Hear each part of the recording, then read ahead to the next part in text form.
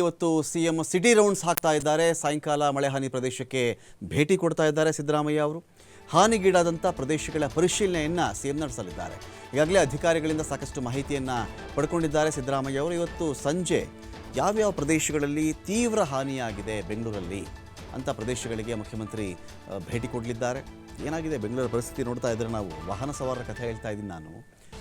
ಇಡೀ ದೇಶದಲ್ಲೇ ಎರಡನೇ ಅತಿ ಹೆಚ್ಚು ತೆರಿಗೆ ಕಟ್ಟತಕ್ಕಂಥ ರಾಜ್ಯ ಇದ್ದರೆ ಅದು ಕರ್ನಾಟಕ. ಕರ್ನಾಟಕದಲ್ಲಿ 63%ಗಿಂತ ಹೆಚ್ಚಿನ ತೆರಿಗೆ ಪಾಲನ್ನು ತನ್ನ ಹೆಗಲ ಮೇಲೆ ಹೊತ್ಕೊಂಡಿರೋದು ಬೆಂಗಳೂರು. ಇಡೀ ಕರ್ನಾಟಕ ಕಟ್ಟುತ್ತಲ್ಲ ತೆರಿಗೆ ಪಾಲು, ಅದರಲ್ಲಿ 50% 60%ಗಿಂತ ಜಾಸ್ತಿ ತೆರಿಗೆಯನ್ನು ಬೆಂಗಳೂರು ಒಂದೇ ಕಟ್ಟುತ್ತೆ. ಅಷ್ಟು ದೊಡ್ಡ ನಗರ. ಈ ನಗರಗಳಲ್ಲಿ ಇನ್ಮೇಲೆ ಏನು ಮಾಡಬೇಕು ಅಂದರೆ, ಈ ಆಟೋಮೊಬೈಲ್ ಕ್ಷೇತ್ರದಲ್ಲಿ ಅಥವಾ ಈ ಮೋಟಾರ್ ಇಂಡಸ್ಟ್ರಿ ಎಲ್ಲ ಬರ್ತಾರಲ್ವ, ಇವರೆಲ್ಲ ಏನು ಮಾಡಬೇಕು ಅಂದರೆ, ಈ ತೇಲುವ ಬೈಕ್ಗಳು, ನೀರಲ್ಲೂ ಚಲಿಸಬಲ್ಲ ಬೈಕ್ಗಳು, ನೀರಲ್ಲಿ ಚಲಿಸುವಂಥ ಆಟೋಗಳು, ನೀರಲ್ಲಿ ತೇಲಾಡುವಂತಹ ಕಾರುಗಳು, ನೀರಲ್ಲೂ ಹೋಗುತ್ತೆ ನೆಲದಲ್ಲೂ ಹೋಗುತ್ತೆ ಈ ಗಾಡಿ ತಯಾರು ಮಾಡಿದ್ರೆ ಸ್ವಲ್ಪ ಅನುಕೂಲ ಆಗಬಹುದೇನೋ ಅಂತ. ಮಳೆಗಾಲ ಹತ್ತಿರ ಬಂದಾಗ ಒಂದು 3-4 ತಿಂಗಳು ನೆಲ ಇದ್ದರೆ ನೆಲದಲ್ಲಿ ಹೋಗಬಹುದು. ಇದ್ದಕ್ಕಿದ್ದಂತೆ ಆ ಬೈಕ್ಗಳು ಜೋರಾಗಿ ಮಳೆ ಬಂದುಬಿಟ್ಟಾಗ ತೇಲ್ಕೊಂಡು ಹೋಗಬೇಕು. ಬೈಕ್ ಸ್ಟಾರ್ಟ್ ಮಾಡಿ ಹೋಗ್ತಾ ಇದ್ದರೆ ಆ ನೀರಲ್ಲೂ ತೇಲ್ತಾ ಇರಬೇಕು. ಬಸ್ಗಳು, ಲಾರಿ ಈ ಥರದ್ದು ರೆಡಿ ಮಾಡಿಬಿಟ್ರೆ ವಾಹನ ಸವಾರ ಸ್ವಲ್ಪ ಅನುಕೂಲ ಅಂತ. ಏನಾಗಿದೆ ಬೆಂಗಳೂರಲ್ಲಿ 2-3 ಥರ ಸಮಸ್ಯೆ ಇದೆ. ಇದು ವಾಸ್ತವ. ಇದು ಯಾವ ಸರ್ಕಾರ ಇದ್ದ ಕಾಲದಲ್ಲೂ ಇದೇ ನಿಜ. ಒಂದು, ರಿಯಲ್ ಎಸ್ಟೇಟ್ ಮಾಫಿಯಾ. ಇದನ್ನು ಯಾವತ್ತಿಗೂ ಯಾರೂ ತಡೆಯೋಕ್ಕಾಗಲ್ಲ. ಇದರ ಹಿಂದೆ ಇರೋದೇ ಅನೇಕ ಕಡೆ ಅನೇಕ ರಾಜಕಾರಣಿಗಳೇ ಇದ್ದಾರೆ. ಯಾವುದೋ ನಾನು ರೆವಿನ್ಯೂ ಸೈಟ್ ಮಾಡ್ತೀನಿ, ಕನ್ವರ್ಷನ್ ಸೈಟ್ ಮಾಡ್ತೀನಿ, ಕೆರೆನೇ ನುಂಗುಬಿಡ್ತೀನಿ. ಇಲ್ಲಿ 2,000-3,000 ಕೆರೆಗಳನ್ನು ಬೆಂಗಳೂರು ತನ್ನ ಒಡಲಲ್ಲಿ ಇಟ್ಕೊಂಡಿತ್ತು ರೀ.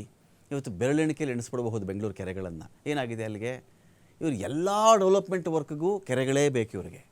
ಕೆರೆಯನ್ನು ಮುಚ್ಚಾಕು, ಕೆರೆಯನ್ನು ಒತ್ತುವರಿ ಮಾಡ್ಕೊ, ಸರ್ಕಾರಿ ಜಾಗವನ್ನು ಒತ್ತುವರಿ ಮಾಡ್ಕೊ, ಆ ಹಳ್ಳಿಗಳಿಗೆ ಮಣ್ಣು ತೊಗೊಂಡು ಮನ್ಸೂರಿ, ಎಲ್ಲೆಲ್ಲಿದ್ದು ವೇಸ್ಟ್ ಮಣ್ಣೆಲ್ಲ ಇರುತ್ತಲ್ಲ, ಕಟ್ಟಡಗಳ ತ್ಯಾಜ್ಯ ವೇಸ್ಟ್ ಅದೆಲ್ಲ ಇರುತ್ತಲ್ಲ, ತಂದು ಇಲ್ಲೆಲ್ಲಿ ಹಳ್ಳ ಕಾಣಿಸುತ್ತೋ ಅಲ್ಲೆಲ್ಲ ತುಂಬಿಡೋದು. 2-3 JCB ತರಿಸಿ ಅದ್ರ ಮೇಲೆ ಕೆಂಪು ಮಣ್ಣು ನೆಲೆಸ್ಬಿಟ್ಟು ನಾನೊಂದು ಲೇಔಟ್ ಮಾಡ್ತಾಯಿದ್ದೀನಿ, ಇಲ್ಲಿ 4 ರೋಡ್ ಈ ಕಡೆಯಿಂದ ಆ ಕಡೆ ತೋರಿಸ್ಬಿಟ್ರೆ ಅಲ್ಲೊಂದು ಸೈಟ್ ಮಾಡಿಬಿಡೋದು.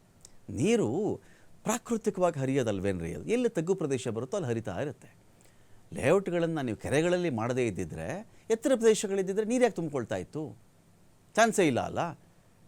ಬೆಂಗಳೂರನ್ನ ಡಿಸೈನೇ ತುಂಬ ಅದ್ಭುತವಾಗಿತ್ತು ರೀ. ಇವ್ರು ಮಾಡಿದ್ದು ಬಿಟ್ಬಿಟ್ಟು ಈ ಕಾಲದ ಮಾಡೋದು. ಹಳೆ ಕಾಲದವ್ರು ತುಂಬ ಚೆನ್ನಾಗಿ ಮಾಡಿದರು. ಒಂದು ದೊಡ್ಡ ಕೆರೆ ಇರೋದು, ಅಲ್ಲಿಂದ ತುಂಬಿದ್ರೆ ಅದು ನೆಕ್ಸ್ಟ್ ಚಿಕ್ಕ ಕೆರೆಗೆ ಬರೋದು, ಅಲ್ಲಿಂದ ಇನ್ನೊಂದು ಚಿಕ್ಕ ಕೆರೆಗೆ ಈ ರೀತಿ ಕೆರೆಗಳ ಮ್ಯಾನೇಜ್ಮೆಂಟ್ ಇತ್ತು.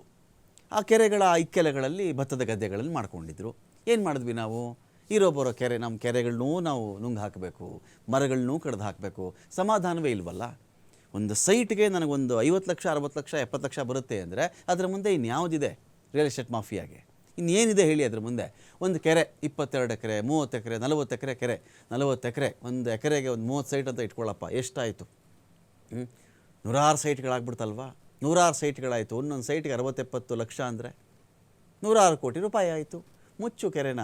ಯಾವುದೋ ಒಬ್ಬ ಅಧಿಕಾರಿಗೆ ಅಡ್ಜಸ್ಟ್ ಮಾಡ್ಕೊಂಬಿಡು, ಪೇಪರ್ ರೆಡಿ ಮಾಡಿಬಿಡು, ಇಲ್ಲ ಪೇಪರ್ ಇರೋ ಗೋಡೌನ್ಗೆ ಬೆಂಕಿ ಹಚ್ಚಿಬಿಡು BBMPಯಲ್ಲಿ, ಅದಿರಲೇ ಇಲ್ಲ ಅಂತ ಮಾಡಿಬಿಡು, ಇದ್ದಿದ್ದೇ ಹಿಂಗೆ ಅಂತ ಮಾಡು. ಈ ರೀತಿ ಮಾಡ್ಕೊಂಡು ಏನು ಮಾಡಿದ್ರು? ಒಂದಷ್ಟು ರೆವಿನ್ಯೂ ಸೈಟ್ಗಳು, ಇನ್ನೊಂದು ಕತೆ ಇನ್ನೊಂದು ಕಡೆ ಇನ್ನೊಂದು ಕೆಲಸ ಮಾಡ್ತಾರೆ. ಒಂದಷ್ಟು ಜನಕ್ಕೆ ಒಬ್ಬ ರಾಜಕಾರಣಿ ತಂದು 20-30 ಗುಡಿಸು ಕಟ್ಕೊಂಬಿಡಿ, ಇಲ್ಲಿ ಸಿಮೆಂಟ್ ಕಲ್ಲು ಈ ಶೀಟ್ ಹಾಕೊಂಬಿಡಿ, ಒಂದು ಮನೆ ಕಟ್ಕೊಂಬಿಡಿ, 100 ಮನೆ ಕಟ್ಟಿಬಿಡಿ ಇಲ್ಲಿ, ಆಮೇಲೆ ನಾನು ಪೇಪರ್ ಮಾಡಿಸ್ಕೊಡ್ತೀನಿ. ಆಮೇಲೆ ಅವನದೇ ಅದು ವಾಸ ಮಾಡ್ತಾಯಿದ್ದಾರೆ, ಒಕ್ಲೆಪ್ಸೋಕ್ಕಾಗಲ್ಲ, ಅವ್ರು ಬಡವರು ಕಷ್ಟದಲ್ಲಿದ್ದಾರೆ, ಹಾಗೆ ಹೀಗೆ. ಅವರು ಪಾಪ ಬಡವರೇ. 1,000 ರೂಪಾಯಿ ಬಾಡಿಗೆ ಕೊಡಪ್ಪ ತಿಂಗಳಿಗೆ, 2,000 ಬಾಡಿಗೆ ಕೊಡು, ಇರು ಈ ಮನೆಯಲ್ಲಿ ಹೇಳೋವರೆಗೂ ಅಂತ ಇರಿಸ್ಕೊಳ್ತಾನೆ. ಆಮೇಲೆ ಅವನದೇ ಸೈಟ್ ಮಾಡ್ಕೊಳ್ತಾನೆ. ಇದಾಗಿ ಆಗಿ ಆಗಿ ಏನಾಗಿದೆ, ಬೆಂಗಳೂರನ್ನು ಯಾರೇ ಬಂದರೂ ಸರಿ ಮಾಡೋಕ್ಕಾಗದೇ ಇರುವಷ್ಟು ಬೆಂಗಳೂರು ಹಾಳಾಗಿಬಿಟ್ಟಿದೆ. ಡೆಮಾಲಿಷ್ ಏನಾದರೂ ಮಾಡೋಕ್ಕೆ ಶುರು ಮಾಡಿಬಿಟ್ರೆ ಸಾವಿರಾರು ಕೆರೆಗಳನ್ನು ಮತ್ತೆ ಪುನರುಜ್ಜೀವನಗೊಳಿಸಬೇಕು. ಸಾವಿರಾರು ಕೆರೆ ಅಂದರೆ ಸಾವಿರಾರು ಲೇಔಟ್ಗಳನ್ನು ಮತ್ತೆ ನಾವು ಕೆಡವು ಹಾಕಬೇಕು. ಒಪ್ಪಲ್ಲ.